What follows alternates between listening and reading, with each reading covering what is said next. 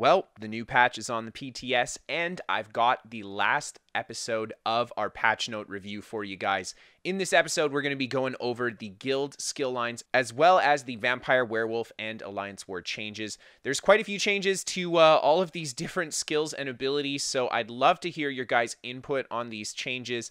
I'm a fan of some, but again, I'm not a fan of others, and you guys will see in the video what I'm talking about, so I hope that you guys enjoy this one. Let's jump right into it. And excuse the awkward cuts. I did film this at separate times, so there's just a few awkward jumps, but nonetheless, let's get into it. Soul Strike has also been changed. They increased the damage per tick by approximately 22%, but they increased the amount of time it takes to deal its total damage to 5 seconds from 2.9 seconds to help reduce the bursty nature of this ultimate. But it's still going to be really strong. The cost is now 175 ultimates. Very interesting.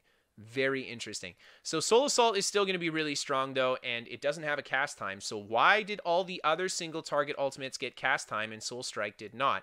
Zenimax, I'm looking right at you.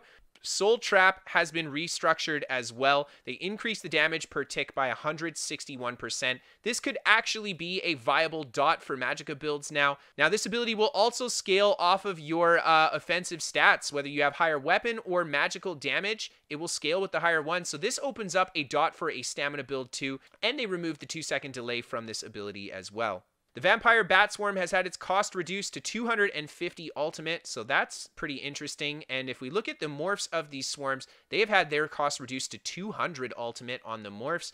The duration of these ultimates have been increased to 7 seconds from 5 seconds, and the damage over time has been increased by 20% per tick. So a huge buff to Bat Swarm there. So Devouring Swarm has had some fixes, but essentially will function the same. Clouding Swarm reduced the damage of the Clouding Swarm's activate materialize by approximately 6% per hit. So the spammable is a little bit weaker as well now. Now, Drain Essence, they removed the 1-second delay on this ability before it deals damage. I really like this, especially for a max HP heal. It makes this a lot more reliable to use. The channel from this ability can no longer be dodged. I didn't think it was dodgeable before. Reduce the damage per tick by 11%, but the additional tick it now deals results in an increase of approximately 89% damage. This ability and its morphs will now heal for 15% of your missing health, down from 20% to retain the 60% of your missing health over 3 seconds.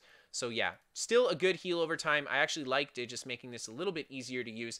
Mist Form has had a reduction in cost to 5,130 Magicka. The ability now lasts 4 seconds at base, so you don't have to rank it up for it to last longer. It now ranks up in cost reduction. So yeah, 4,860 for Mist Form, and then your Vampirism reduction on top of it. Mist Form's going to be a lot cheaper now. Now, Baleful Mist, they've increased the frequency of the dot damage to 0.5 seconds from 1 second, but they decreased the amount of damage by 30% per tick. Now, taking a look at Werewolf, Hircine's Bounty, their primary heal, has had a cost increase by 25%. The healing has been reduced to 37.5% of the max health, down from 45%, which is a lot stronger compared to other HP-based heals. Hircine's Rage, they increased the duration of the major brutality to 30 seconds. And then Hircine's Fortitude, the morph is now 25% stronger in heal potency compared to the base, so it's going to be 16% weaker from what you guys see on live.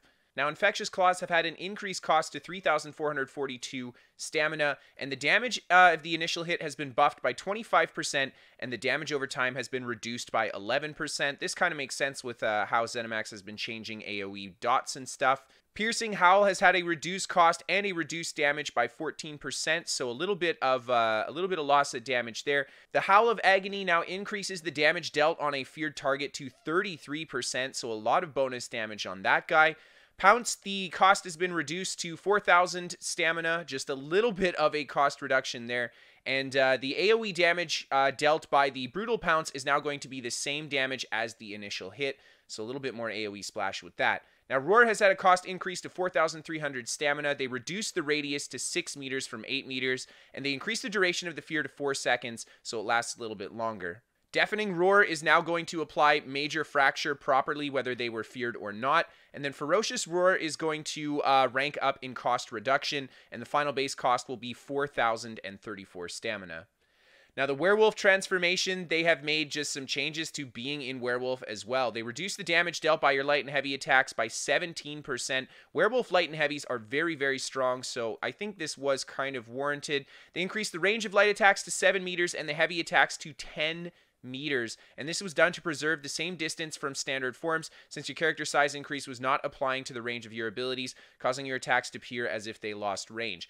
I actually just like this in general because werewolf is a full melee ultimate. You don't have any ranged attacks as a wolf, so having the bonus distance on your attacks definitely makes up for the fact that you don't have any ranged skills. And the pack leader ability morph will no longer apply a bleed to enemies hit with light attacks or deal area damage with the heavies. The pack leader, the direwolves, can no longer be targeted or die. They reduce the damage of the direwolves' gnash attack by 70% and decrease the frequency to 2 seconds per attack from 1 second. So the direwolves should be doing quite a lot less damage now. The Gnash now applies minor maim to enemies hit for 4 seconds.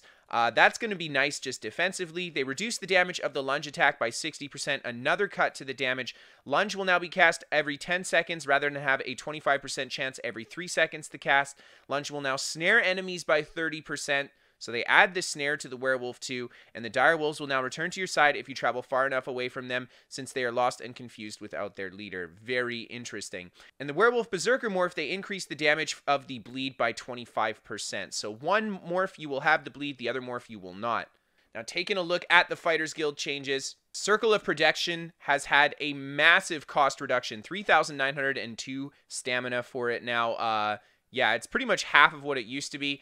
Now, a big change for Turn Undead. It is now called Turn Evil, and it fears any enemy in the area upon cast rather than only undead.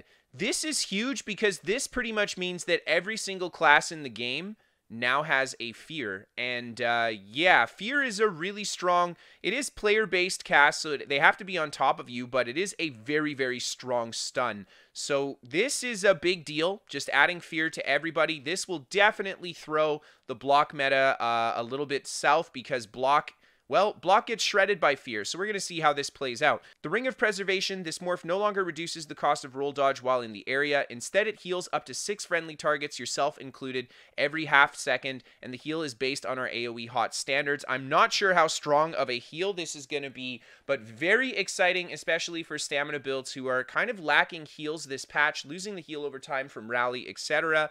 This is going to be a new source of healing. So I like that they've added a heal to the Fighters Guild skill line, and now they have the Fear Stun as well. So Circle of Protection is becoming a very interesting utility skill.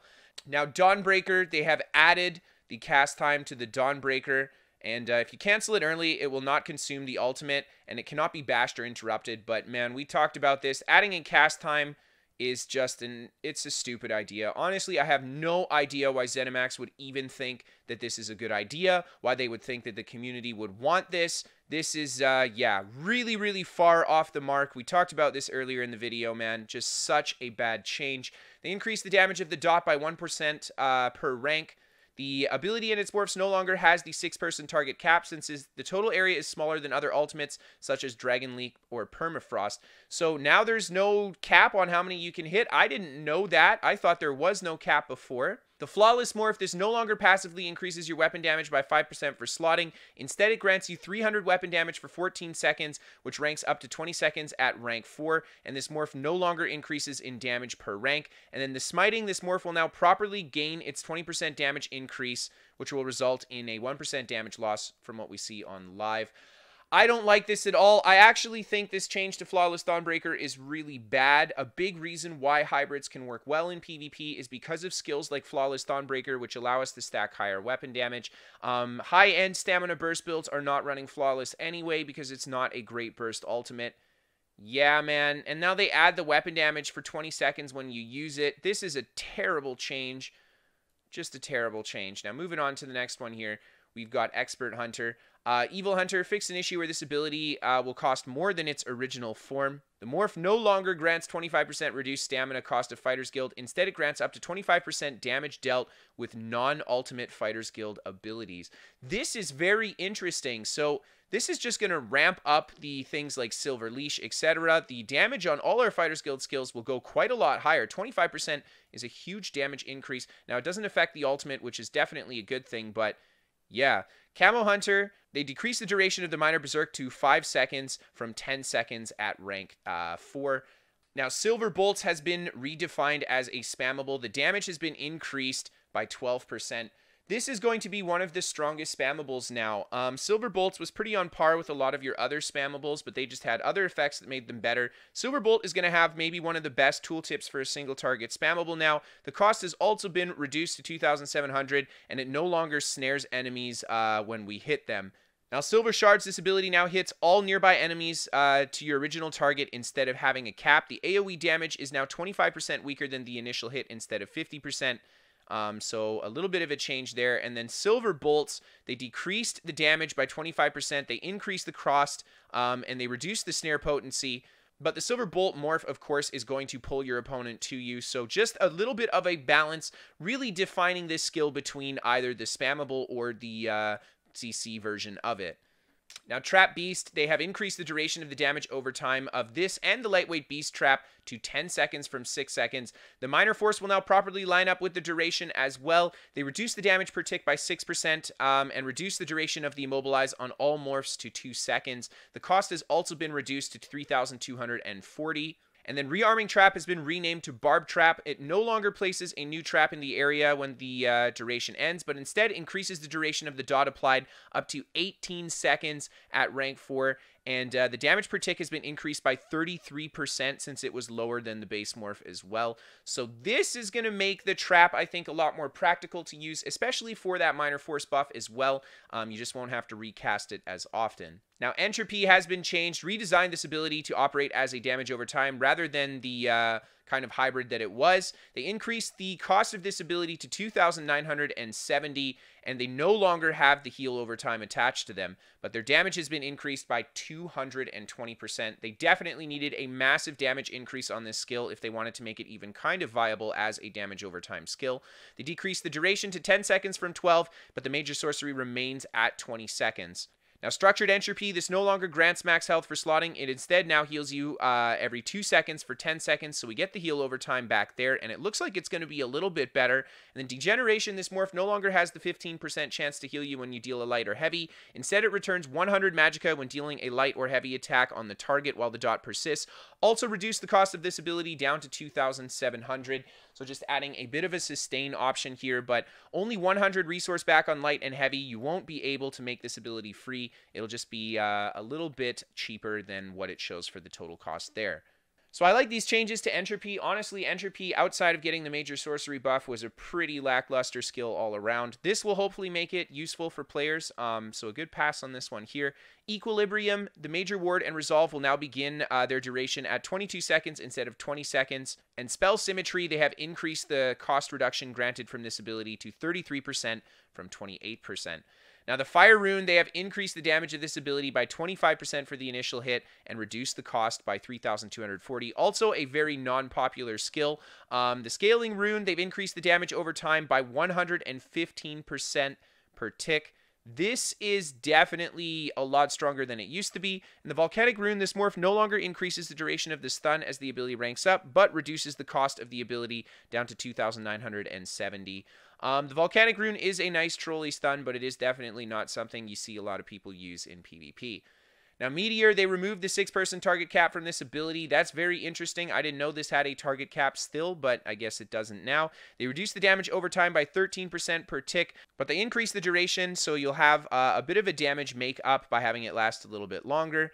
And then Ice Comet, this morph will no longer rank up in snare duration on the target's hit by the initial hit, but instead it will increase in total damage. The 10% damage of this ability now applies to the dot as well. Now, Meditate, they slightly reduce the resource and healing return from this ability, which is probably a good thing. It is a very strong skill. And the Introspection morph, they increase the healing by 5%. Undaunted, the Blood Altar. This ability and its morphs no longer have a cast time and now cost health rather than magicka.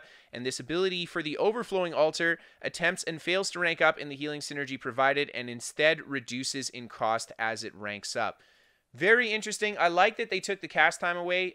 They went for the health cost, which is kind of a cool option, but this is kind of a heal for those maybe builds that don't have all the healing power in the world, so having it cost health maybe isn't the best bet. We'll have to see how this plays out. And the Blood Feast and Blood Funeral synergies will now crit based on the activator's highest crit strike chance, which is really nice too.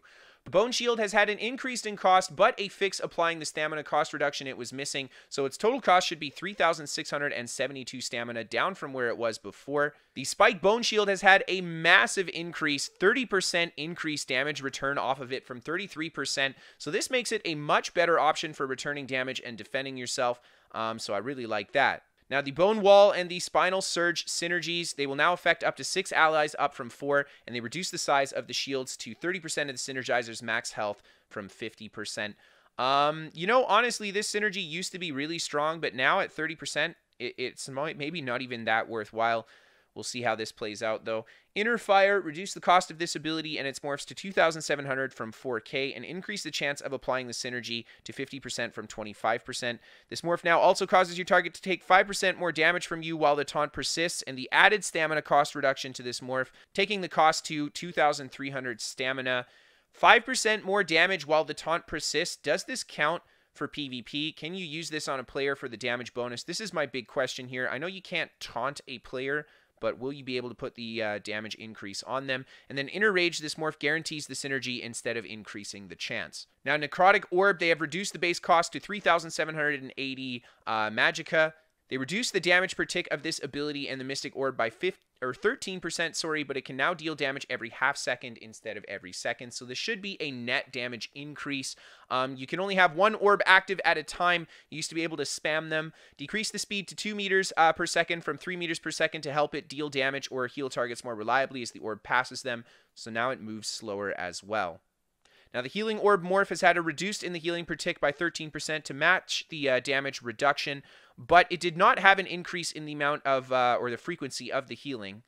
Radiate now has a 1-second delay on activation and reduce the damage of the dot by 11% when you go for this synergy. The Spawn Broodlings, they reduce the initial hit of this ability and the other versions by 21%, and they now summon 1 spider for 10 seconds rather than 2 for 15. And this will significantly reduce the amount of damage they dealt. And the Black Widow's morphed synergy increased the damage of the poison applied by the spider by 66% to offset some of the damage loss of the base ability. The synergy will still see large efficiency loss. So a huge cutback on this ability here. I never really used this for PvP though.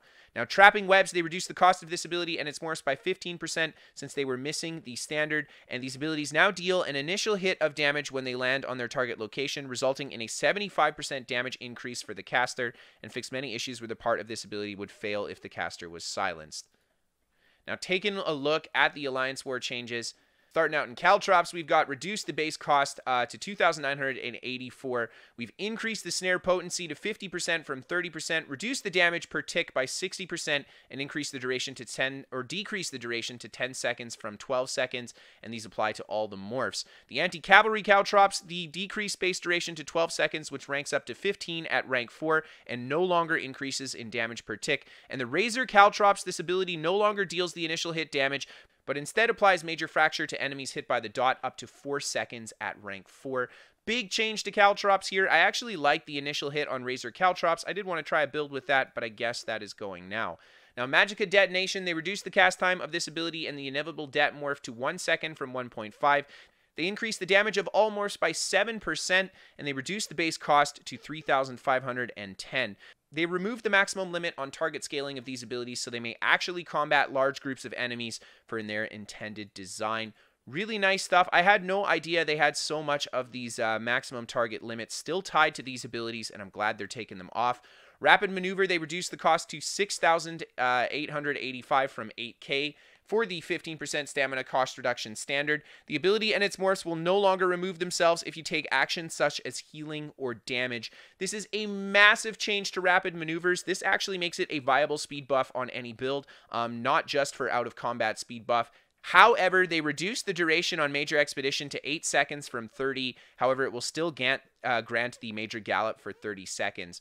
So now it will last in combat, but it is nowhere near as good. And 6,885 for 8 seconds of Expedition, I don't think is going to be worth it. Retreating Maneuver, this ability no longer ranks up in duration. Charging Maneuver, the morph no longer grants Minor Expedition after the gallop ends or is reapplied. Instead, it grants the Minor Expedition bonus alongside the Major Expedition bonus.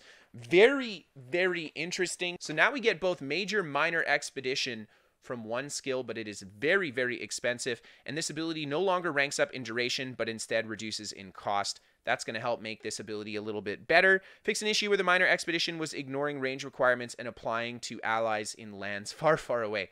Now, Vigor has also been reworked. It will now only heal the caster. So you cannot heal other players with your Vigor anymore. They increase the duration to 10 seconds from 5 seconds, but decrease the tick frequency to every 2 seconds from 1 second. They increase the healing per tick by 85%, and they reduce the cost to 2,295. Now, the Echoing Vigor introduces the AoE healing capacity, again, healing up to 6 allies. And the Resolving Vigor morph is going to function very similarly to how Vigor functions on live. However, it will be probably 15% or so weaker, but cost a little bit less. Now, Warhorn, this ability no longer extends the duration of the bonuses or provides minor ward and resolve. Instead, it grants 15% worth of critical resistance to targets affected to operate as a counter to the aggressive horn. Very interesting. I like this more because the critical resist is definitely worth more than the minor ward, minor resolve. Now, Barrier, this ability and its morphs will now affect up to 12 grouped allies instead of 6. Now, this one, I was aware that they had a target cap on, but it is a healing skill. It's the damage skills that I thought didn't have the target caps, but increasing the target cap on this is just making it better for group play. The Reviving Barrier, they reduce the heal per tick by 11%. They reduce the duration to 15 seconds from 30 seconds, but increase the frequency of the tick to 1 second from 1.5. You should see a net decrease in healing still, though, and they added a 1 second delay to the first heal tick. The Replenishing Barrier, the Magicka restored from this ability's conditional requirement, now restores a flat amount of Magicka rather than a percentage of your max mag. It's 1,000 at rank 4, and they reduce the ultimate restored per shield dissolve to 4 from 6. Note, since this ability can now affect more targets, the total restore of both the Magicka and ultimate can potentially be higher, which is true, but on average, it'll probably be lower. Now, Guard, they reduce the base cost to activate this ability, and its morphs to 3,672 stam, since they were missing the stamina cost reduction. Purge, this morph and its abilities no longer reduce the duration of incoming negative effects. They increase the amount of negative effects removed to 3 from 2. This is a huge deal. You know, not having the suppression was actually really good, but they added another negative effect removal. 3 is not bad, but it's still a very expensive skill just to remove 3. The ability and its ranks now rank up in cost reduction, leading to the 7.8k base cost. You go for the Efficient Purge morph, it's going to cost 5,400 Magicka, so it's actually more expensive than it was last patch, but this is kind of in line with the Templar Purge changes as well. Purge in general is going to be a very expensive skill for PvP. Cleanse, this morph no longer heals for 15% of the max health if a negative effect was removed, but instead heals for 7 to 10% of their max health per negative effect removed. This makes this a really good option for a group healer now. The Cleanse Purge morph is going to be really fantastic, and the Efficient Purge is just going to be better for solo players.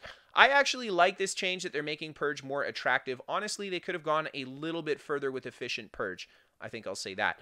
Now, Revealing Flare adjusted this ability to behave more closely to other reveals such as Mage Light or Expert Hunter. It now lingers in the area where cast for 5 seconds rather than being instantaneous. They increased the base cost to 5,400, so no more spamming the flare on the ground. The Lingering Flare, this ability now lasts 7 seconds down from 8, and the Scorching Flare, they renamed this to Blinding Flare, and it no longer damages the enemy but now stuns revealed enemies for 2 seconds, which ranks up to 4 seconds at rank 4. Very interesting change here. This is going to be a tough counter for Nightblades.